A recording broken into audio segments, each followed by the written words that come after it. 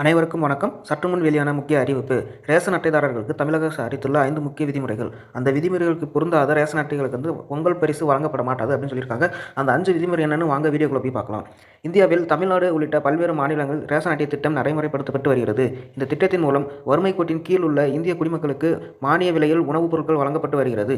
உலக அளவில் பஞ்சம், வறுமை, பசி உள்ளிட்ட பிரச்சனைகள் தலைவிரித்தாடும் நிலையில் பட்டினியில்லா நாட்டை கடமைக்கும் வகையில் இந்தியாவில் ரேஷன் அட்டை திட்டம் அறிமுகம் செய்யப்பட்டு நடைமுறைப்படுத்தப்பட்டு வருகிறது.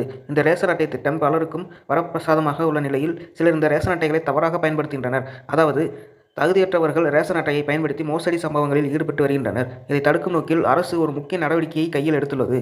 அரசின் இந்த நடவடிக்கை மூலம் ரேஷன் அட்டை தொடர்பான மோசடிகள் கட்டுக்குள் கொண்டு வரப்படும் என்று எதிர்பார்க்கப்படுகிறது. இந்த நிலையில் இது தொடர்பாக அரசு வெளியிட்டுள்ள முக்கிய அறிவிப்புகள் என்ன என்பது குறித்து விரிவாக பார்க்கலாம். இந்தியாவில் உள்ள வறுமை கோட்டின் கீழ் உள்ள குடும்பங்களுக்கு ரேஷன் அட்டை வழங்கப்படுகிறது. இந்த ரேஷன் அட்டை மூலம் மானிய விலையில் அரிசி, பருப்பு, எண்ணெய், கோதுமை உள்ளிட்ட உணவுப் பொருட்கள் வழங்கப்பட்டு வருகின்றன. இதன் மூலம் பல ஆயிரக்கணக்கான குடும்பங்கள் பயன்பட்டு வருகின்றன. ஆனால் சில தகுதியற்ற குடும்பங்கள் இந்த ரேஷன் அட்டை திட்டத்தை பயன்படுத்தி மோசடி செய்து வருகின்றன. இதனால் உதவி தேவைப்படும் மக்களுக்கு போதிய அளவில் சேவைகள் சென்று சேர்வது தடுக்கப்படுகிறது. இதனை கருத்தில் கொண்டு அரசு சில விதிகளை அறிமுகம் செய்துள்ளது. ரேஷன் அட்டை பயன்படுத்தும் ஒவ்வொருவரும் அந்த விதிகளை கட்டாயம் பின்பற்ற வேண்டும் என்பது குறிப்பிடத்தக்கது.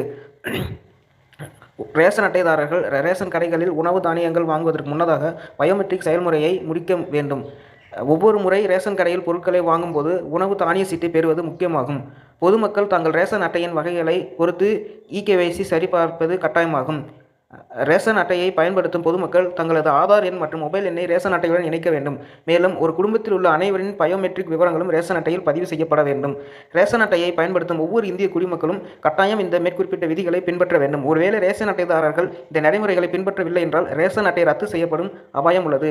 தற்போது போலி ரேஷன் அட்டைகளை கண்டறியும் பணியில் அரசு தீவிரம் காட்டி வரும் நிலையில் மேற்குறிப்பிட்ட நடைமுறைகளை பின்பற்றாத ரேஷன் அட்டைகள் போலியானவை என கணக்கிடப்படும், அவை ரத்து செய்யப்படும் அபாயம் உள்ளது என குறிப்பிடத்தக்கது. இது மாதிரியான மேலும் தகவல்கள் நமக்கு வேணும்னா மறக்காம நம்ம சேனலை சப்ஸ்கிரைப் பண்ணிக்கோங்க.